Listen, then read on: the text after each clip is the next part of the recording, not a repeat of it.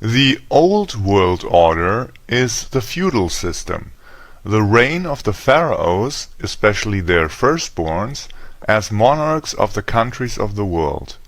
But this order also caused a couple of problems. Firstly, the already mentioned violent inheritance disputes, but another problem was that the kings were competing against each other and waged wars, where they would normally just let the peasants fight each other, but because these wars were getting bigger and more destructive, they would destroy the beauty and order of the world, so the nobility thought up a different order. Another factor in this was that the people more and more realized that the monarchs were organizing the wars and were exploiting the people and thus rebel against the monarchy. So there had to be a different order.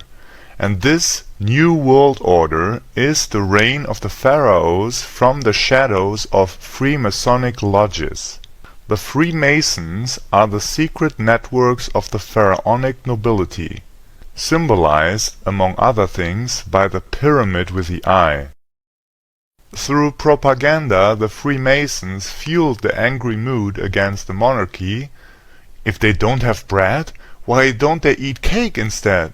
And triggered the French Revolution.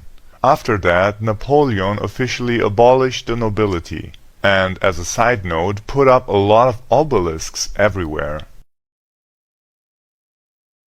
On May 1st, 1776, the Illuminati were founded, and then the USA.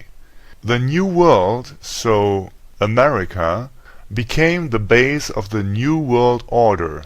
The New World Order is based on the three principles of the Freemasons: liberty, equality, and fraternity. That refers to the nobility, not the people. It means that all pharaohs are brothers and shall not kill each other. They are all equal, so not only the firstborn has the right to rule. They are all free to get elected as a leader by the slave people.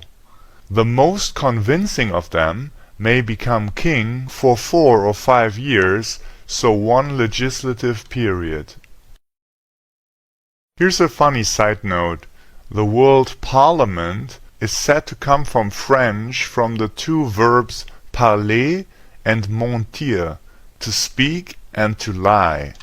The candidates standing for election are always the pharaonic nobility. As a schoolgirl in America showcased, all American presidents but one are related to Barack Obama. That is so because they are all nobility, and the European nobility are all one family or bloodline. The monarchs in Europe only marry one another, just like the pharaohs in ancient Egypt.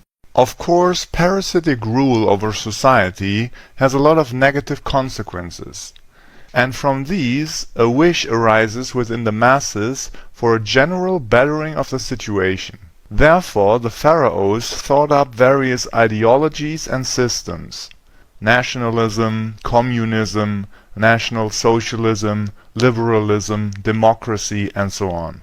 These are all constructs by the pharaonic rulers. The leaders of these systems are always controlled by the same ruling caste. And globalism, that is basically the united world domination by the pharaohs under one system. To this day, the descendants of the pharaohs enjoy showing the cult objects of their ancestors, like pyramids, obelisks, or Egyptian gods. And to being able to read these symbols, let's have a look at them. The Old